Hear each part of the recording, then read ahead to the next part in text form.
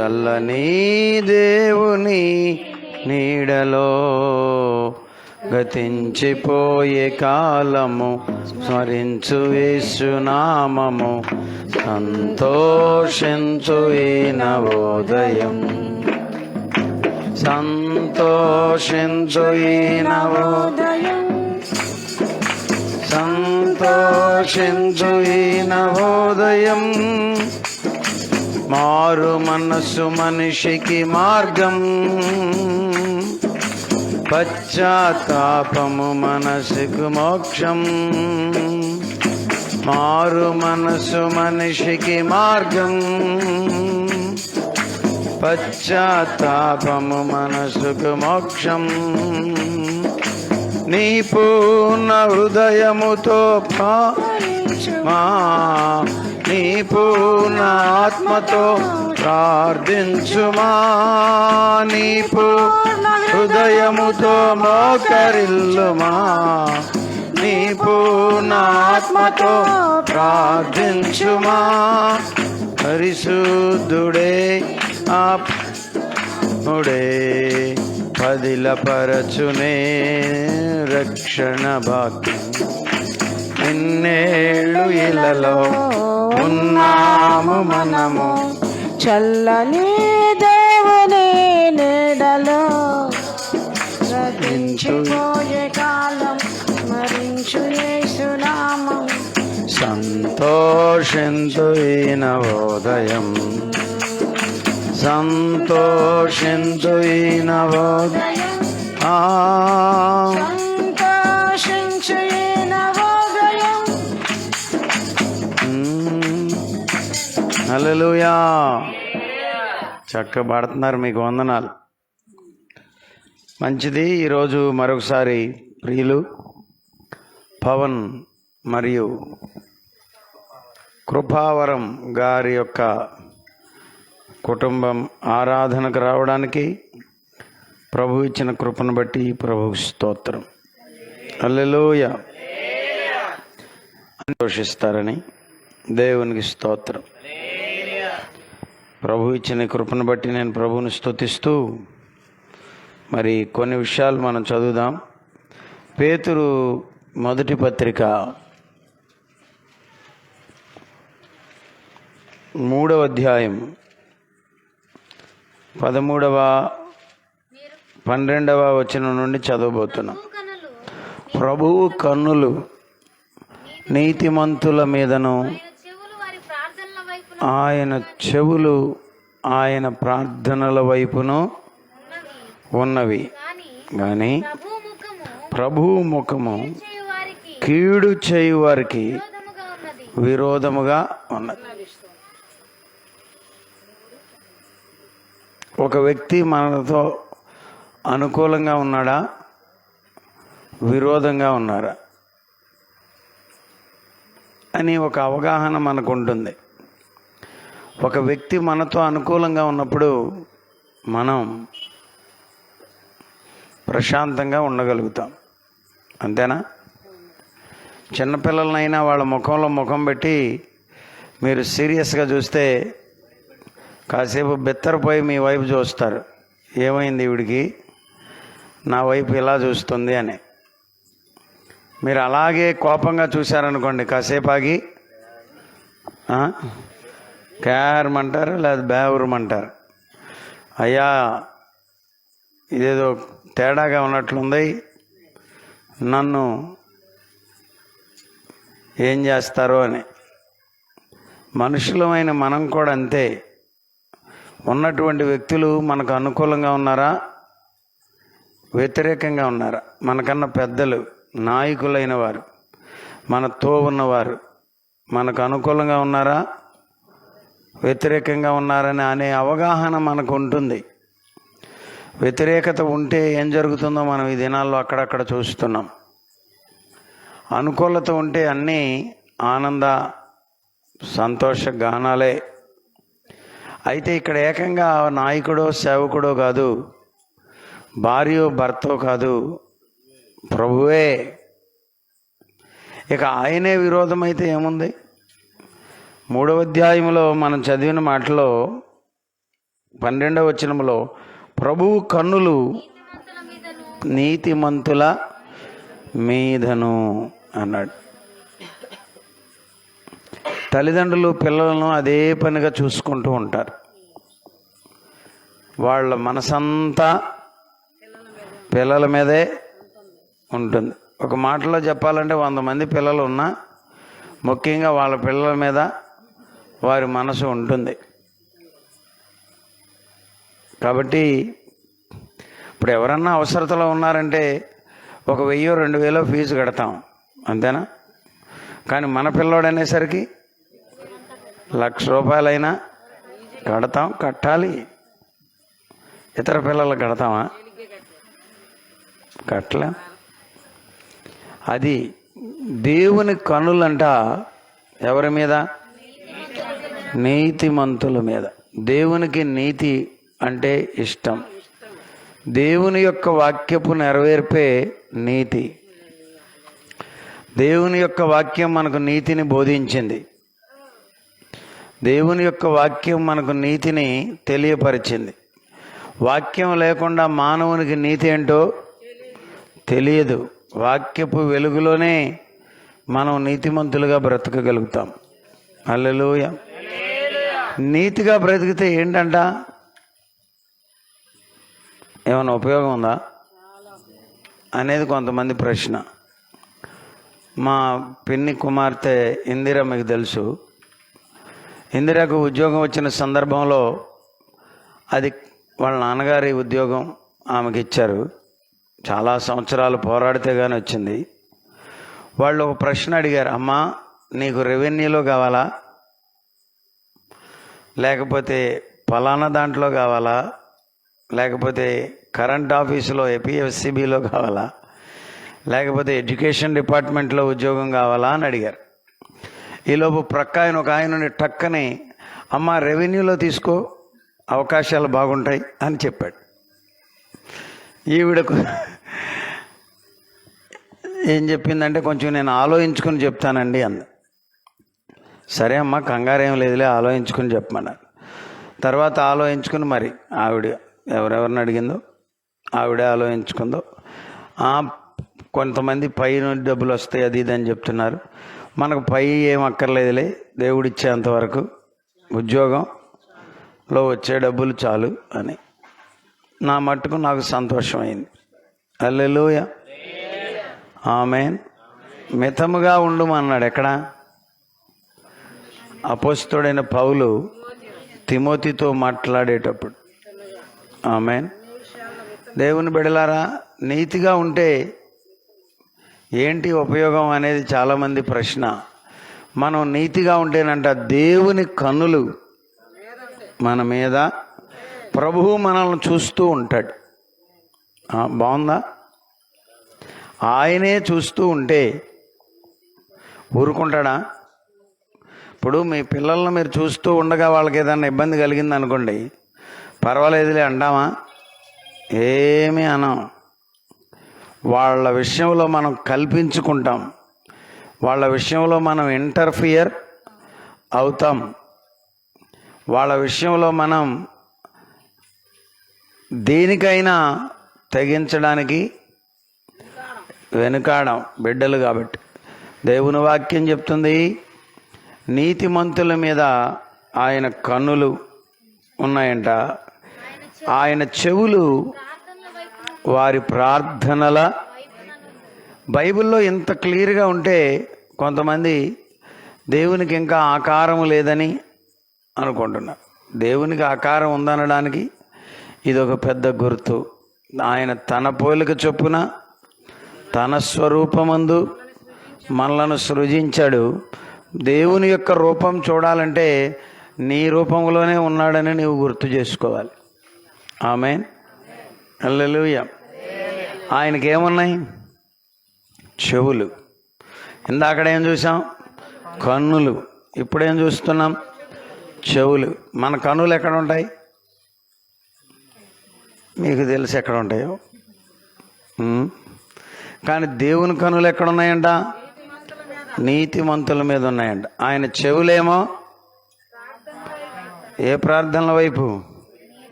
నీతిమంతుల చేయు వారి ప్రార్థనల వైపు. వారు అంటే ఎవరు?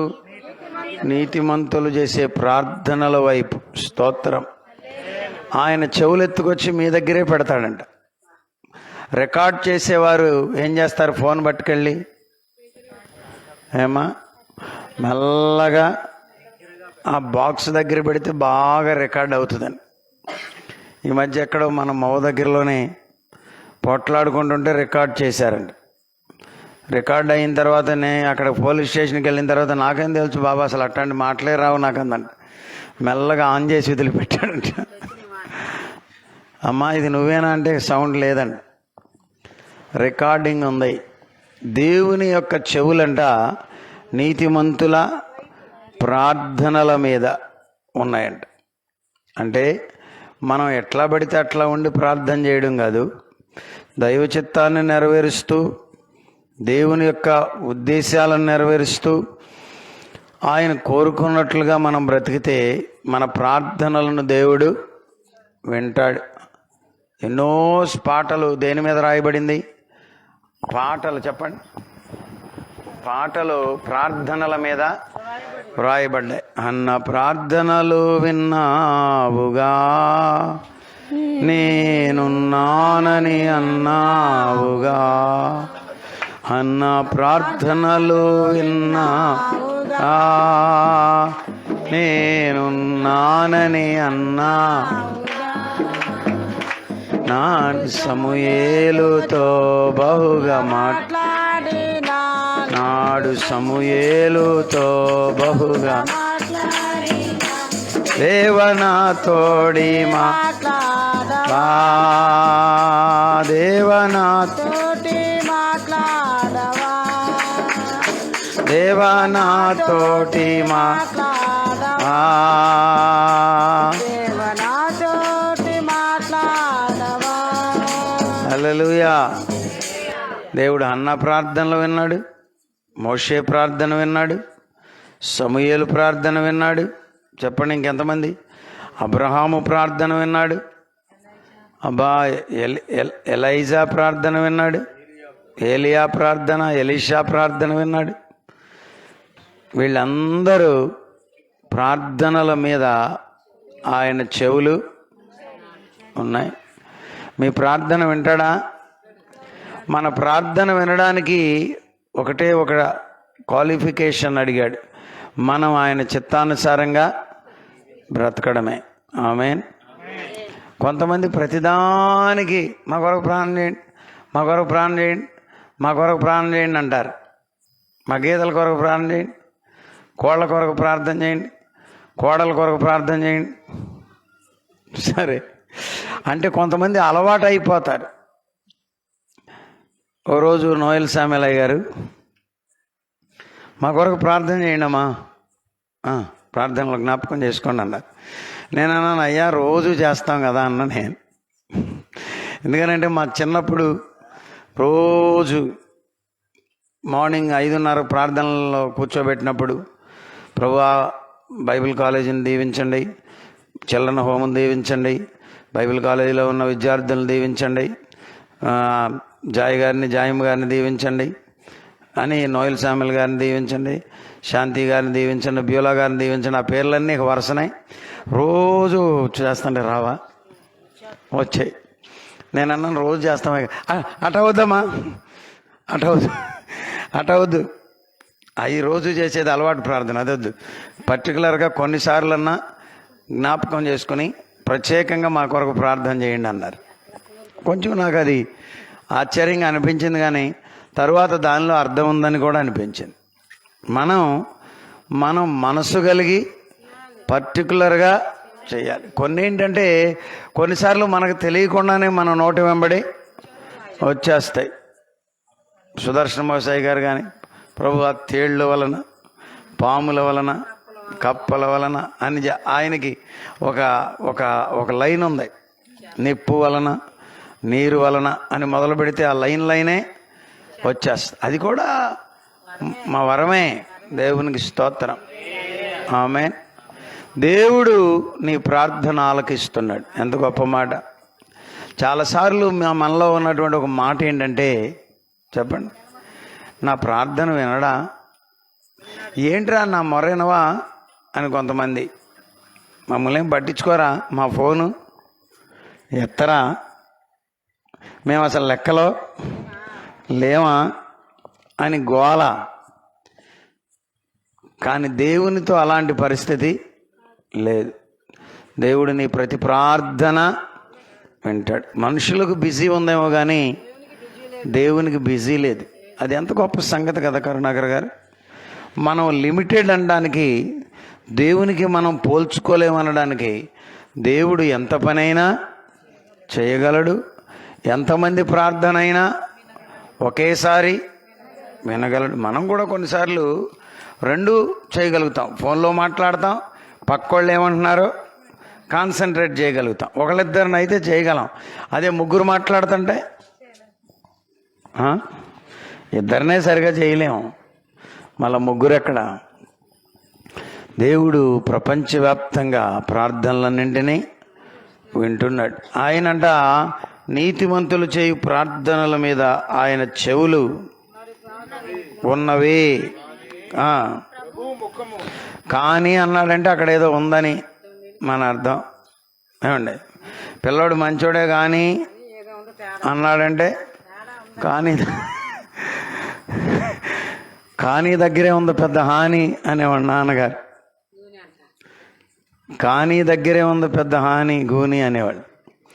కాబట్టి హాని ఉంది, కానీ అన్నాడంటే సంథింగ్ రాంగ్ అని. నీతిమంతులు చేయు వారి ప్రార్థనల మీద ఆయన చెవులు ఉన్నవి కానీ ప్రభువు ముఖము చాలా చాలా చాలా చాలా డేంజరస్ మాట అది. కానీ ప్రభువు ముఖము కీడు చేయు వారికి విరోధముగా ఉన్నది. కీడు చేయడం అనేది మనలో పాపం ఉన్నది కాబట్టి స్వాభావికంగా వచ్చేస్తుంది. మేమేదో మేము మంచోళం అన్నట్టుగా ఎవరు పెట్టమాకండి. మన హృదయంలో కూడా స్వాభావికమైన పాపం ఉంది. నేను ఇందాక కరుణాకర్ గారిని దేవుడు పెదపూడి తీసుకొచ్చినందుచేత మేమిద్దరం రోజును కలుసుకునే అవకాశం దొరుకుతుంది. మాకు చాలా సంతోషంగా ఉంది. స్తోత్రం, హల్లెలూయా. ఇందాక కూడా పిల్లల గురించి కొన్ని విషయాలు మాట్లాడుకుంటూ, చాలా నష్టపరిచే దురాత్మ ఎందుకో పిల్లల్లో ఈ దినాల్లో పనిచేస్తుంది. నేను నిన్న మొన్న కూడా హై స్కూల్కి వెళ్తే మొబలో, సార్ మొన్నేనండి కొత్త స్విచ్లు వేయించాం, బోర్డులు మొత్తం చెత్తగా పగలగొట్టేశారంట. చూడండి, చాలా బాధ. పెన్నులతో బెంచుల మీద రాయడం, పెన్నులతో అక్కడక్కడ రాయడం, చెడ్డ మాటలు రాయడం, బోర్డుల మీద రాయడం, చాలా కీడు ఎందుకు మనుషుల హృదయాల్లో పనిచేస్తుందో నేనైతే చాలా బాధతో ఈ మాటలు మీతో చెప్తున్నాను. తల్లిదండ్రులు పిల్లలకి ఈ విషయంలో మంచి విషయాలు నూరిపోయాలని నేను మీకు మనవి చేస్తున్నాను. సమయం కాని సమయంలో స్కూల్కి వచ్చి ఆటలాడుకుని అవన్నీ పగలగొట్టి, 2 ఏళ్ల క్రితం అయితే అవన్నీ పగలగొట్టి, స్కూల్లో బాధ్యతల్లో ఉన్నాను నేను, అమ్మిని కూడా పగలగొట్టి మంచినీళ్ళు తాగే బిందులో 2 చేసి వెళ్ళిపోయారు. అసలు ఎలా, what kind of generation we have. మాకు చాలా బాధ కలిగింది. ఇది ఎక్కడో కాదు, స్కూల్లో జరిగిన వ్యవహారం, ఎవరితో చెప్పలేని విషయం. కానీ ఎందుకు చెప్తున్నానంటే, పిల్లలకు మనము బోధించాలి, పిల్లలకు మనం నీతిని బోధించాలి. దేవుడంట ఆ కీడు చేసేవారికి ఆయన ముఖము విరోధముగా, దేవుడే విరోధి అయిపోతే ఇంకా నీకు లైఫ్ ఎక్కడా? If the lord is against you, where is your life? How could be your life? నీ జీవితం ఎలా ఉండబోతుంది, ఎలా ఉంటుంది? ఇక లేదు, వాడికి లైఫ్ లేదు. అందుకనే జీవితాలు అంతమైపోతున్నాయి.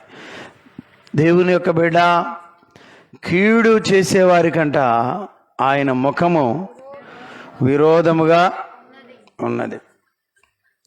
నిన్న మొన్న మనం చూసాం, ఇదేం పాలిటిక్స్ కాదు కానీ ఊరికే మీకు అర్థం అవుతుందని చెప్తున్నాను.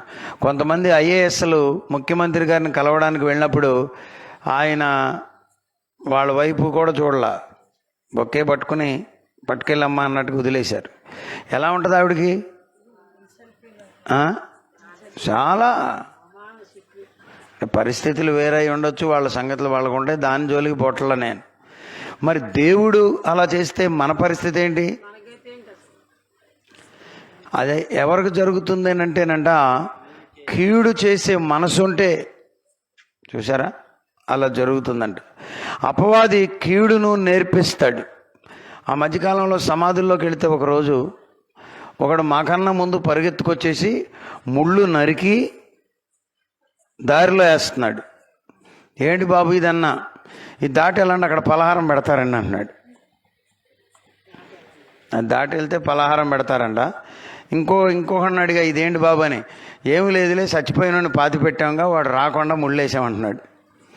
ఆడేం పిచ్చోడు, మేమందరం తెలియగలవా? ఆడు రావాలనుకుంటే ఆ ముళ్ళు మండ మేమందరం దాటకెళ్ళింది, ఆడు దాటలేడా? ఇలాంటి అమాయకపు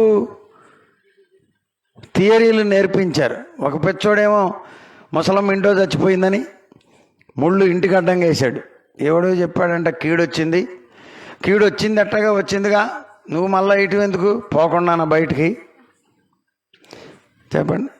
కాబట్టి దేవుని యొక్క బిడ్డ, ఇక్కడ ఒకటే సంగతి, నువ్వు నీతిగా ఉంటే ఆయన ముఖం నీ వైపు చూచి ఆయన he will smile at you.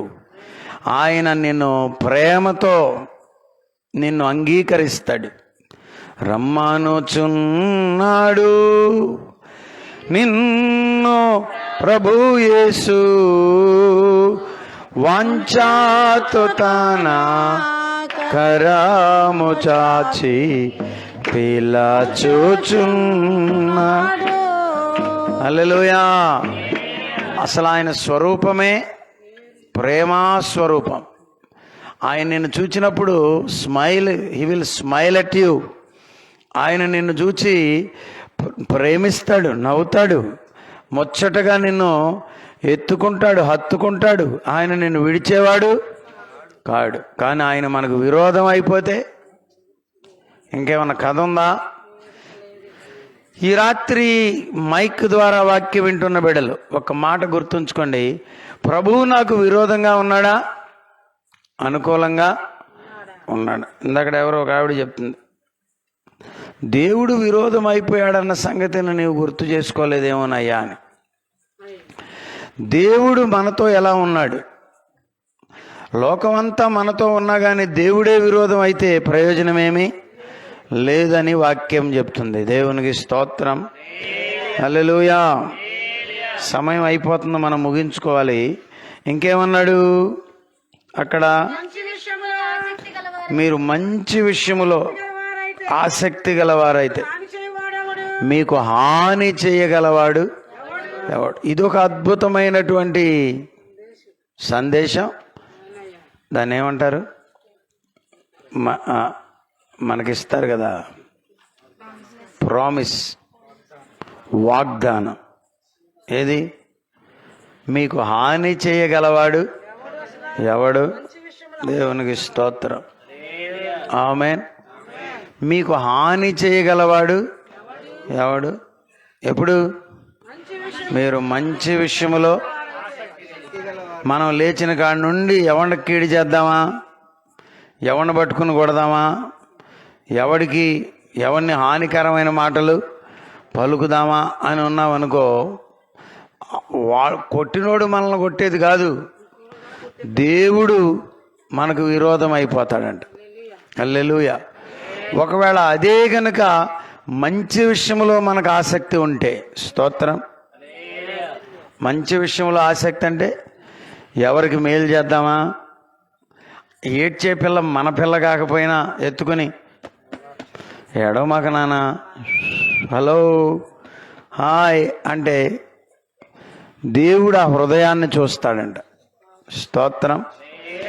ఇతరులకు మనం నేను అనుకున్నాను ఈరోజు మా పిల్లలతో కొంతమందితో, ఒరే నాకు కనబడాలని కాదు నాన్న, నాకు వినబడాలని కాదు, ఏది చేసినా నాకు కనబడాలని నాకు వినబడాలని చేయటం మొదలెట్టారు కొంతమంది. ఏది చేసినా వాళ్ళతో మాట్లాడేది కూడా నాకు వినపడేటట్టు మాట్లాడుతున్నారు. నా కోసమా వాళ్ళ కోసమా చెప్పండి. కొంతమంది ఉంటారు ఇట్లా షో అప్, కొంతమంది ఎవరికి కనబడకుండా. కొన్నిసార్లు మనం చెప్తాం కొంచెం ఇతరులకు తెలిస్తే మంచిదండి, పర్లేదులేండి ప్రభు చూస్తున్నాడు కదా అనేవాళ్ళు కూడా ఉన్నారు. స్తోత్రం, హల్లెలూయా.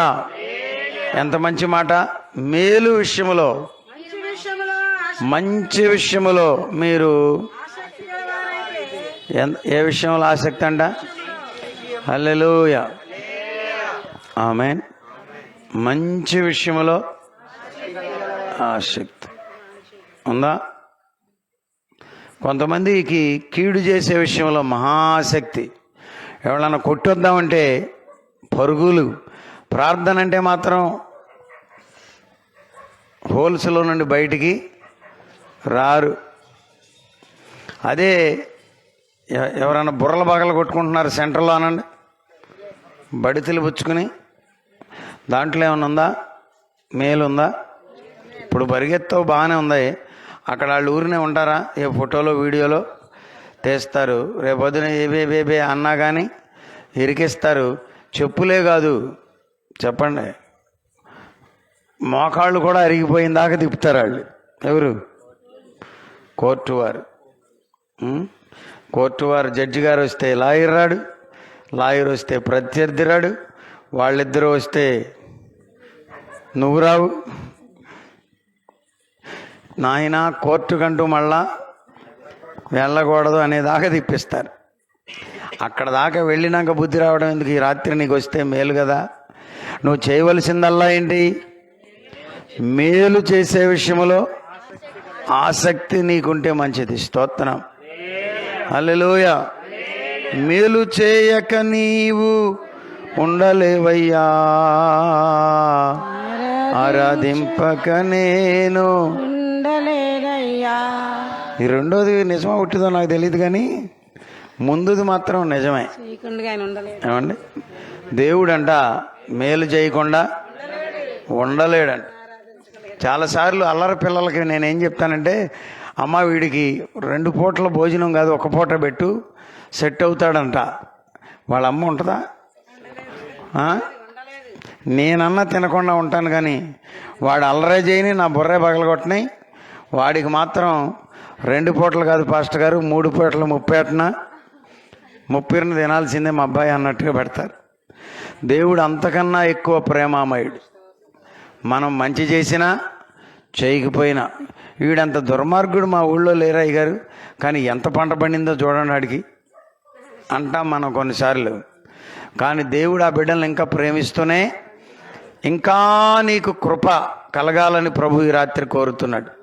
రోజులన్నీ నీవి కాదు, ఇదే రక్షణ దినం, ఇదే అనుకూలమైన సమయం. ముగిస్తున్నాను. దేవునికి స్తోత్రం, హల్లెలూయా. మేలు మంచి విషయంలో ఆసక్తి గలవారైతే మీ జోలికి ఎవడు రానివ్వడంట దేవుడు. మీరేం కంగారు పడమాకండి. మీకు హాని చేయవాడు ఎవడు అన్నాడు. ఎంత గొప్ప మాట. అందరు చెప్పండి ఈ మాట. మీకు హాని చేయగలవాడు ఎవడు? చేయనివ్వడంట దేవుడు. ఏం చేస్తాడంట? చేయనివ్వడంట. ఎప్పుడు? మంచి విషయంలో. ఏసై అనమాకండి.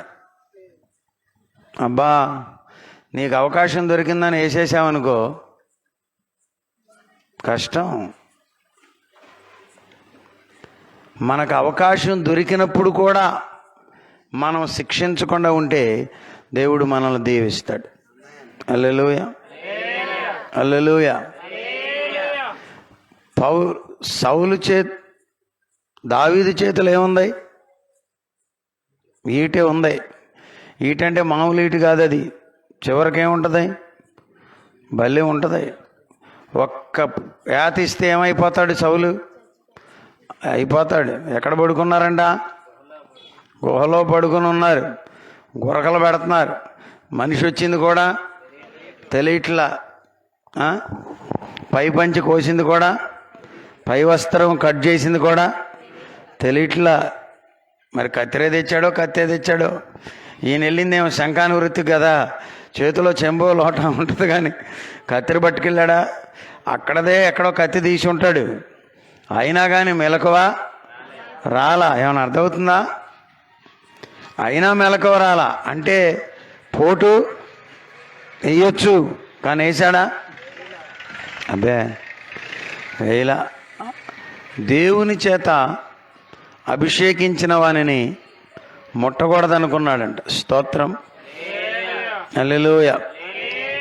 వర్తమానం ఏంటో చెప్పనా? కీడు చేసే అవకాశం దొరికినా, చెప్పండి, పీక చేతికి దొరికినా నువ్వు నొక్కేయకుండా ఉంటే నీతిమంతుడు. స్తోత్రం. కొంతమంది చెప్తారు కదా, మా అమ్మ కూడా చెప్పేది ఏంటని, అందితే జుట్టు, అందకపోతే కాళ్ళు. కొంతమంది రెండు వేషాలు వేస్తారు, గట్టిగా మాట్లాడే ప్రయత్నం చేస్తారు. ఈ లోపు నలుగురు ఇంట్లో నుంచి బయటకు వచ్చారనుకో, అదేనండి చెప్తున్నాను అని మాట కలిగితే మీరెవరండా? అసలు ఈ మాట ఎవరికి అర్థం అవుద్ది? కరుణాకర్ గారు, నీతి నిమిత్తం మీరు హింసింపబడితే ధన్యులనే మాట కష్టం, అంత తేలిగ్గా అర్థమయ్యేది కాదు. అరే నేను మేలు చేస్తే నాకు కీడు చేస్తావేంటిరా? ఇక మనకు వచ్చేస్తాయి ఉదాహరణలో. ఇన్నాళ్ళు పెంచింది నేను తాసుపావునని నాకు తెలియలేదురా, ఇప్పుడే తెలిసింది. కంగారు పడమాక. త్రాసుపామును కూడా దేవుడు వాడుకొనగలిగిన సమర్థుడు. రాత్రి సుడిగాలిని గురించి చదివాం.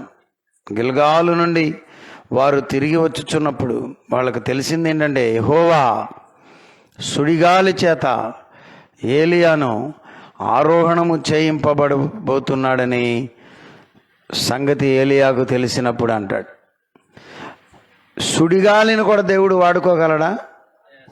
వాడుకున్నాడు. ఆమేన్. సుడిగాలి ఎక్కడన్నా మంచి చేస్తుందా? చేయదు. సున్నీలు ఎత్తుకుపోద్ది. టొర్నాడో అంటారు అమెరికాలో, వచ్చిందంటే ఇళ్ళే ఎత్తుకుపోతుంది, చెట్లను ఎత్తుకుపోతుంది. మన ఏరియాలో సుడిగాలు అంత పెద్ద ఎఫెక్ట్ కాదు, కానీ కొన్ని చోట్ల చాలా భయంకరమైనటువంటి సుడిగాలు. దానిని దేనికి వాడుకున్నాడు? ఏలియాను ఆరోహణం చేయించడానికి. కీడును మేలుగా మలచే దేవుడు మనకున్నాడు. ఆమేన్. మీ మీద ఎవరైనా రాయి విసిరితే దానిని పువ్వుగా మలచగలిగిన దేవుడు మనతో కూడా ఉన్నాడు. కింద అన్నాడు వచ్చిన, మీరు చదివితే ఎవరన్నా చదువమ్మా. మీరు ఒకవేళ నీతి నిమిత్తము శ్రమపడినను మీరు అన్న అర్థమవుతుందా? నీతి నిమిత్తం శ్రమ పడుతున్నాం అన్న వాళ్ళు ఎంతమంది ఉన్నారు ఇక్కడ? చేతులు అంటే మళ్ళా అయ్యగారు మీకు తెలియదు, అయ్యగారు చెయ్యి ఎత్తితే చాలు మళ్ళీ చెయ్యి లేకుండా చేస్తారని. చెయ్యి ఎత్తొద్దులే. మీకు బూతులు తిట్టడం రానందుచేత మీరు శ్రమ పడుతున్నారా? మీరు ధన్యులు. స్తోత్రం. అక్రమంగా మాట్లాడినా మీరు ఓర్చుకుంటున్నారా? మీరు ధన్యులు. దేవుడు దానికంట స్పెషల్ బహుమతిని మనకిస్తాడు. స్తోత్రం, హల్లెలూయా, ఆమేన్. ఎంత బాగుందో చదవండి మళ్ళీ ఆ మాట. నీతి నిమిత్తము శ్రమపడినను మీరు ధన్యులే. అబ్బా, వారి బెదిరింపునకు ఎప్పుడు? ఊరికే బెదరేస్తే. నీకు ఉందలేరా అన్నారనుకో, అమ్మో. కొన్ని సంఘాల్లో కొన్ని సహవాసాల్లోనండి ఊరికే బెదిరింపులు. వారి బెదిరింపునకు బెదరేస్తారు మిమ్మల్ని. కానీ మీరేమి భయపడనక్కరా లేదు. ఏదో ఒక బెదిరింపులు. మధ్యాహ్నం అంటే ఓ సిస్టర్ ఎక్కడ 2 పాములను చూసిందంట. దానికి మళ్ళీ ఫోను అయ్యగారికి చెప్పి, వాళ్ళ అయ్యగారి నుంచి మళ్ళీ నాకు చెప్పి, అమ్మో ఎవరో చెప్పుంటారు, ఏందనుకుంటున్నావు, అటు చూస్తే కళ్ళు పోతాయి, నీకు కాకపోయినా మీ పిల్లలకు పోతాయి అని చెప్తే ఏమన్నా మీకు చెప్పే సత్యమంతా ఎవడికి, అరే బడికి వెళ్ళరా బాగుపడతామంటే ఇంత కూడా ఎక్కదో. కానీ ఇట్లాంటి సోది మాటలు ఎవడన్నా చెప్పాడంటే అది నశాలానికి ఎక్కిపోద్ది. నేనన్నా నా ఎన్ని సోది మాటలు నువ్వు నమ్మ, మాకు కావాలంటే మమ్మల్ని కూడా తీసుకెళ్ళు, ధైర్యంగా ఉంటుందని చెప్తే అప్పుడు పెట్టేసి. ఇక ఈ అయ్యగారు నా పక్క నుండి, అయ్యగారు ఏదో చూశారంటే ప్రార్థన చేయండి, మీరు కూడా అలాగే చెప్పాలి. కొంతమంది దయ్యాల పేర్లు చెప్పి బెదిరేస్తున్నారు, కొంతమంది భూతాల పేర్లు చెప్పి బెదిరేస్తున్నారు, కొంతమంది ఏమో అదిగో చీకటి కనపడుతుందమ్మా, వీడికి పద్దాక చీకటి తప్ప ఇక వెలుగు అనేది కనపడిన సందర్భం ఎప్పుడన్నా వెలుగు కనబడుతుందని చెప్తాడేమోనని నా ఉద్దేశం. నిజంగా కనబడితే నేను వ్యతిరేకంగా అది చెప్పండి, కానీ పద్దాక చీకటే. కొంతమంది ఇదే పని, ఎవరన్నా పొరపాటున వచ్చారో ఇంటికి ప్రార్థనకి ఇక చీకటే. ఇక నువ్వు ఎక్కడికన్నా వెళ్ళొచ్చావా, ఇక్కడ ఎత్తుక్కుంటాడు, ఏదో తొక్కావు, ఏంటి తొక్కింది కోడిపెంట. దరిద్రమైన మాటలు, సేవకులు మాట్లాడాల్సిన మాటలు కాదవి. దేవునికి స్తోత్రం. ఈ మధ్య కొంతమంది పాత్రలు కనపడుతున్నాయంట. పాత్రలు ఎక్కడ ఉన్నాయి? ఇంత 25 ఏళ్ళ నుండి మనం సేవ చేస్తున్నాం. 60 ఏళ్ళు అమ్మా నాన్న సేవ చేశారు. వీళ్ళందరికీ కనబడిన పాత్రలు వాళ్ళకే కనపడ్డాయా? ఆడేమో తవ్వటం అంటే అందులో మిరపకాయలు కనపడుతున్నాయంట, నీ తలకాయం కనపడలా? అలాంటి వారిని మనం వ్యతిరేకించాలి, అలాంటి వారిని మనం బంధించాలి. హల్లెలూయా. అలాంటి వారికి మనం బుద్ధి చెప్పాలి. అలాంటి వారు సేవా పరిచర్యలు పాడు చేసేవాళ్లే తప్ప, సేవను అడ్డం పెట్టుకుని ఏదో బ్రతకడానికి తప్ప అవన్నీ నిజమైన మాటలు కావు. బైబిల్ ఏం చెప్తుంది? వారి బెదిరింపులకు ఎవరైనా ఏదైనా చెప్పి మిమ్మలను బెదిరిస్తే, అమ్మ ఈ గదిలో ఏదో కీడు కనపడుతుంది, ఆ గదిలో కనపట్టలేదా? ఇలాంటి అబద్ధాలు చెప్పేవాళ్ళు తిరుగుతున్నారు. విశ్వాసులు గమనించాలి. అంటే కీడు ఇక్కడ దాకా వచ్చి ఈ గదిలోకి వెళ్ళగలిగింది, ఆ డోర్లో నుండి అటు వెళ్ళలేకపోయిందా? ఈ మాత్రం నీకు చిన్న ఏదో అంటున్నారు ఈ మధ్య, దాన్ని ఎలా మిస్ అయ్యావు? లాజిక్. యేసు రక్తమే జయం, జయం, జయం. ఇక ముసలమ్మ అనుకుంటుంది, అందుకే కావసం మా కోళ్ళలో నన్ను ఇందులో పడుకోబెట్టి అందులో తిరుగుతుంది, నేను ఇక్కడ పడుకోనమ్మా అంటే ఇక్కడ దాకా వచ్చిన దయ్యం ఒక అడుగేసాడు, రాలేదా? యేసు రక్తమే. వారి బెదిరింపులకు సేవకులైనా సరే, వాళ్ళు సక్రమమైన సేవకులు కాదు, అలా బెదరేసేవాళ్ళు. స్తోత్రం, ఆమేన్. ఒకవేళ నిజంగానే తాసుపాం పిల్ల వస్తే పెద్దోళ్ళు ఏం చేస్తారు? ఒక దెబ్బేసి బయట బారేస్తారు, అంతేనా? మనవడికి మనవరాలకి ఇందులో తాసుపాం ఉందరా, ఇందులో తాసుపాం ఉందరా, అసలు మీకు ఏం తెలుసురా అసలు తాసుపాం అంటే? చిన్నప్పటి నుంచి మా తాతయ్య నాకు చెప్పాడు, కానీ మీకు అసలు ఏం తెలుసురా అంటారా?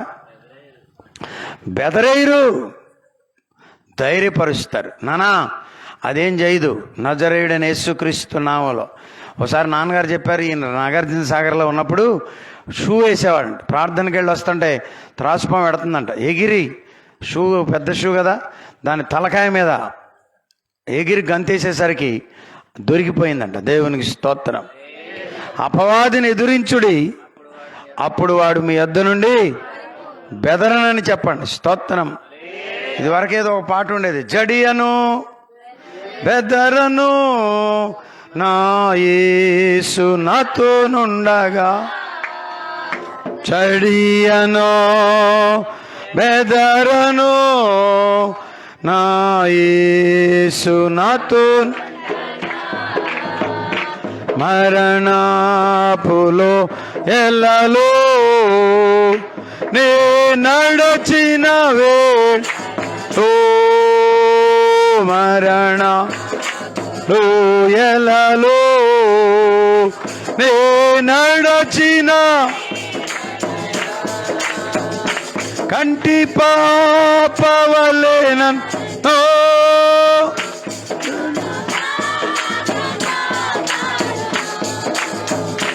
కంటి పాపవలేనో కొనుకాక కాపాడెను అభయమిచ్చి నన్ను ఆధరికి చేను అభయమిచ్చి ఆధరికి గడియను బెదరను నాయి అతునుండగా గడియను బెదరను నా యేసు మరణపులో ఎలలో నే నడచిన ఓ మరణ ఎలలో నే నడచిన గ్లోరీ పవలే నన్ను కొనుకాక పడెను కంటి పాపవలే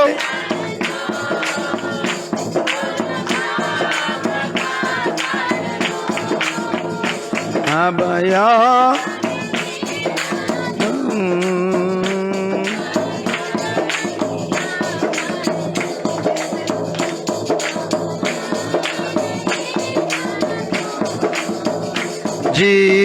జీవితమంతా పాడేదన్ గడియను బెదరను యేసు నాతో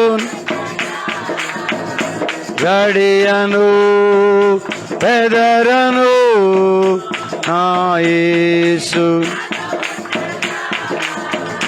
జడియను బెదరను నా యేసు నాతో అల్లల్లాతో కొట్టబడిన నా నావల్లో నేను గ్లోరీ అల్లల్లాతో కొట్టబడిన నా నావల్లో నేనుండగా అభయమిచ్చి కృప నన్ను విడువాక కాపాడెను ప్రభు యేసు కృప నన్ను విడువాక కాపాడును అభయమిచ్చి నన్ను ఆదరికి చేర్చును అభయమిచ్చి నన్ను ఆదరికి చేర్చును గడియను బెదరను యేసు నాతో గడియను బెదరను నా యేసు నాతో నుండగా గడియను బెదరను నా యేసు నాతో నుండగా ఓ జడియను బెదరను నా యేసు నాతో నుండగా జడియను బెదరను నా యేసు నాతో నుండగా హల్లెలూయా హల్లెలూయా సముద్రపు పొంగిన దాని అలలు నురుగు కట్టిన నేను ఆ పొంగునకు భయపడను. దేవునికి స్తోత్రం. ఎందుకని? ప్రభువు నాతో. కొంచెం ఇలా పాట పాడినప్పుడు ఈ పాటను పట్టుకెళ్ళి వారం అంతా మీ కుటుంబారాధనలో నలగొడితే పురుషులకు కూడా వచ్చేస్తుంది పాట. వాళ్ళేమో మేము పురుషులము పురుషులందు వాళ్ళలో కూడా మేము పుణ్య పురుషులము, మాకేంటి పల్లాటి పాటలు రావడం ఏంటి అన్నట్టుగా కూర్చుంటున్నారు. వాళ్ళు కూడా ఆనందించాలంటే మీరు పాడిందే పాడాలి. స్తోత్రం. వారమంతా పాడాలి. పాడితే ఏమొస్తుంది? పాట వస్తుంది. పాట వస్తే ఏమొస్తుంది? ఆరాధన చేయగలుగుతారు. ఆరాధన చేస్తే ఏమొస్తుంది? ఆశీర్వాదం వస్తుంది. దేవుని కృప కృమ్మరించబడుతుంది. ఆయన సన్నిధి దిగి వస్తుంది. ఓ గొప్ప ధైర్యం వస్తుంది. జడియను నేను ఇందాక బయలుదేరుతుంటే ఆ ముసలమ్మ ఓ గోల, కానీ ఏంటో నా వైపు ఇది ఇందాక అట్లా మిరిమిరి చూపిస్తుంది. రా రా అంటుంది. నేను కాసేపు ఆగి చూసి మొత్తానికి నాకు కూడా ఏదో డౌట్ వచ్చింది. ఏ సైతానా ఏంటని చూసి నజరేయుడైన యేసుక్రీస్తు నామమున ఎట్లన్నా పోయింది. హల్లెలూయా. మనము భయపడనక్కరా. పరిస్థితులు ఎదురవుతాయి. ఏ పరిస్థితుల్లో నీవు భయపడుతున్నావో, అప్పులా ప్రభు నీకు ధైర్యం ఇచ్చి సమస్తమును తీర్చి బయటపడేస్తాడు. కేసులా వాటన్నింటినీ కొట్టివేసి ప్రభు నీ కృపనివ్వగలిగిన సమర్థుడు. హల్లెలూయా. ఇరుగు పొరుగు వారు ఇబ్బంది పెడుతున్నారా? వాటన్నిటిలో నుండి దేవుడు నీకు ధైర్యం ఇచ్చి బయటకు తెస్తాడు. ఇంటి వారే నేను అక్రమంగా మాట్లాడుతున్నారా? ప్రభు నీతో కూడా ఉండి నిన్ను నడిపిస్తాడు. నీవు భయపడనక్కరా. కనులు మూయండి, చిన్న ప్రార్థన చేసుకుందాం. కీడును తలపెట్టను ప్రభువా, మేలును తలపెడతానయ్యా అని ఒక మాట ప్రభుతో చెప్పండి. దేవుడు నీ కొరకు గొప్ప మేలును దాచి ఉంచాడు. ఆశీర్వాదములను దాచి ఉంచాడు. కృపను దాచి ఉంచాడు. అబ్బో, నీ కొరకు ఆయన వెతుకుచున్నాడంట. నీ ప్రార్థనల కొరకు ఆయన చెవులు నీ వైపు త్రిప్పి మరీ వెతుకుచున్నాడు. ఈ రాత్రి నీతిగా ఉంటానయ్యా, అక్రమంగా మాట్లాడనయ్యా, అక్రమంగా ప్రవర్తించనయ్యా, అక్రమంగా జీవించనయ్యా, నీకు లోబడతానయ్యా. చిన్నపిల్లలు, పెద్ద పిల్లలు, యవన బిడ్డలు చిన్న ప్రార్థన చేయండి.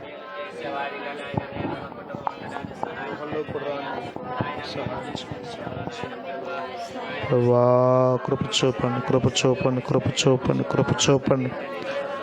నాయనా, నీవే విరోధమైతే నీ ముఖమే చాటేస్తే మేము ఎలా బ్రతకగలం ప్రభువా? మేము ఎలా మనుగడ సాగించగలం ప్రభువా? కీడు చేయుటకు మా పాదములు త్వరపడకుండా, కీడు మాట్లాడడానికి, కీడు తలపెట్టడానికి మేము తొందరపడకుండా, అయా క్షేమకరమైన మార్గాలలో, దీవెనకరమైన మార్గాలలో, మేలు చేసే మార్గాలలో మా జీవితాలను కట్టుకోవడానికి సహాయం చేయండి బాబు. మా బిడ్డలకు నేర్పించడానికి సహాయం చేయండి అయ్యా. అయ్యో, చెడ్డతరం పుట్టుకొచ్చింది నాయనా. మేలే లేదు ప్రభువా. ఏది మేలో, ఏది కీడో, ఏది మంచో, ఏది చెడో ఎరుగని తెరం మా కళ్ళ ముందు కనబడుతుంది ప్రభువా. బోధించడానికి, మా బిడ్డలకు నేర్పించడానికి, మేలుకరమైన మార్గాల్లో మా బిడ్డలను పెంచుకోవడానికి సహాయం చేయండి ప్రభువా. మా ప్రార్థన ఆలకించండి ప్రభువా. వాక్యాన్ని నెరవేర్చడమే నీతి అన్నావు కదా ప్రభువా. వాక్యపు నెరవేర్పు మా జీవితాల్లో దయచేయండి ప్రభువా. నీ నీతిని మాకు అనుగ్రహించండి ప్రభువా. నాయనా, నాయనా, నాయనా, కృప చూపండి నాయన, కృప చూపండి నాయన ప్రభువా. మేలు చేసే అనుభవాల్లో మమ్మల్ని ఉంచండి ప్రభువా. కీడు తలపెట్టకుండా కాపాడండి అయ్యా. అయ్యా, వ్యర్థత మా దరికి చేరకుండా కాపాడండి అయ్యా. అయ్యా, ఇతరులకు మేలే చేసే మనసు మాకు దయచేయండి ప్రభా. మీరు మంచి విషయంలో ఆసక్తి గలవారైతే హాని చేయవాడు ఎవడన్నావు నాయన. మీరు నీతి నిమిత్తం శ్రమ పడితే మీరు ధన్యులని చెప్పావు కదా ప్రభా.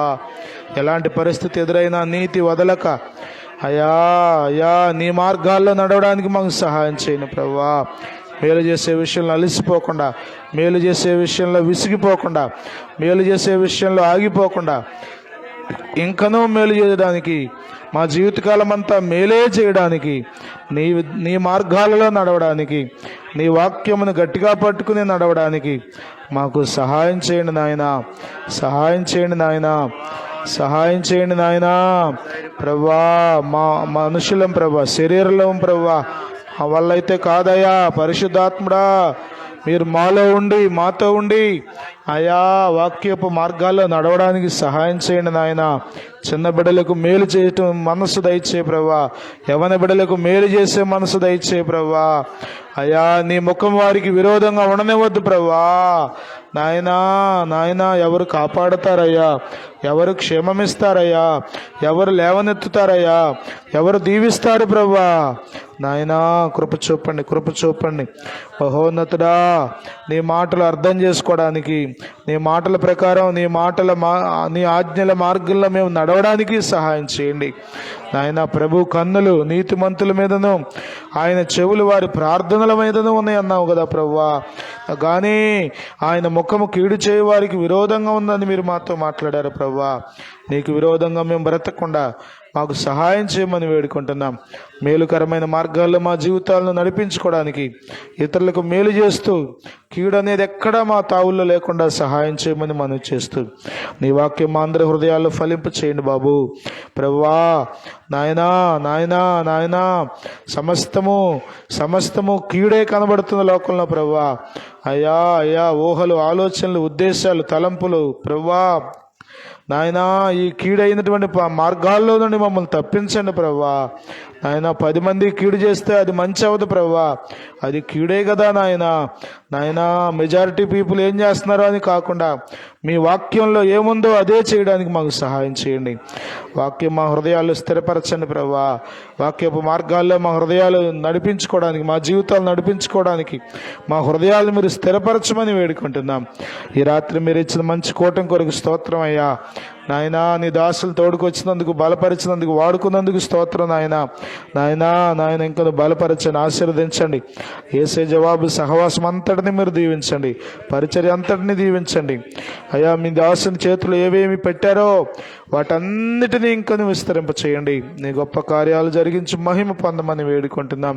ఈ రాత్రి మీరు ఇచ్చిన మంచి కూడికి కొరకై మీకు లెక్కించలేని స్తోత్రాలు చెల్లిస్తూ ఏర్పాటు చేసిన కుటుంబానికి ప్రత్యేకమైన నీ కృప దయచేయమని, ఈ చుట్టుపక్కల కుటుంబాలన్నింటినీ దీవించమని, కూడి వచ్చిన సంఘమంతటినీ నీ రెక్కల నీళ్ళలో భద్రపరిచే నీ పని కొరకు పురికొల్పి ఇంకా నీ రాజ్య విస్తరణ కొరకు ప్రయాసపడడానికి సహాయం చేయమని, మహిమ ఘనత ప్రభావములు మీకు చెల్లిస్తూ యేసుక్రీస్తు నామంలో ప్రార్థించి వేడుకొంచున్నాము పరమ తండ్రి, ఆమేన్.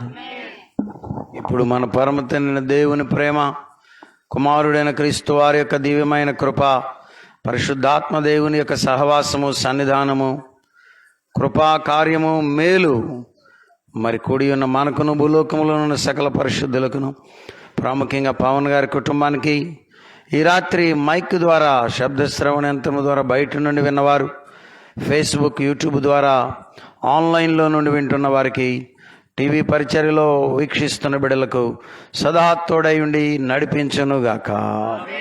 ఆమేన్. హల్లెలూయా. బోలో యేసుక్రీస్తు మహారాజుకు, రానయ్యున్న రారాజుకు, రక్షణనిచ్చు యేసు స్వామికి హల్లెలూయా. దేవుడు మీకు సమృద్ధిగా మేలు చేయునుగాక. అందరికీ వందనాలు.